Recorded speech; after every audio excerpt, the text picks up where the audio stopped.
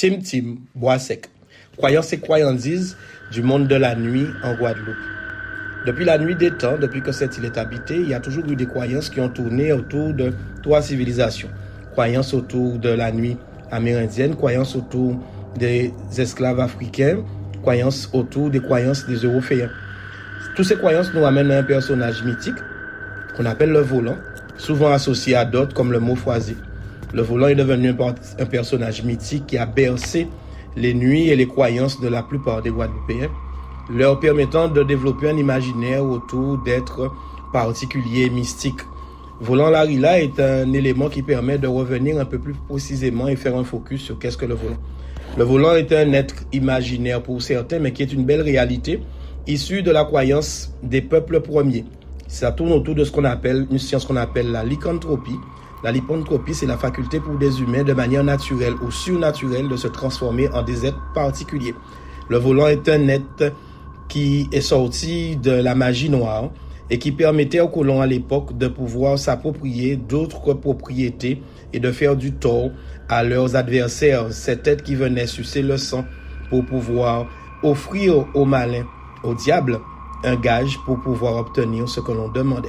Le volant est un être qui existe encore de nos jours, mais on laisse le suspense sur la réalité réelle. En matière de lycanthropie, la Guadeloupe ne reste pas en arrière-plan, mais il faut savoir que la lycanthropie est une pratique connue dans le monde entier. Et la lycanthropie couvre plusieurs êtres de la nuit, tels les loups-garous, tels les vampires, les succubes. Chez nous, le volant, le Mofwazé, et puis, chose plus rare de nos jours, mais des gens qui se transformaient soit en insectes ou soit en gros mammifères comme des ânes et autres. Mais la lycanthropie fait toujours appel à la pratique de la magie noire et qui implique des ingrédients. Ce qui fait que dans la connaissance orale, certains éléments restent. Quand on parle de volant, on parle toujours de fluorescence, tout simplement parce que ceux qui pratiquaient ces transformations s'enduisaient le corps de substances à base de babachatou et de soufre, ce qui rend le corps fluorescent.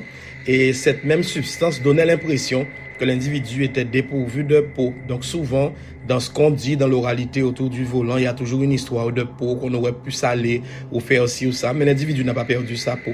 Elle est simplement transportée par des transporteurs qui ne sont pas des humains et qui sont simplement des esprits malins auxquels on invoque avec le sang que le volant ira prendre chez le voisin pour pouvoir payer le gage qu'il demande.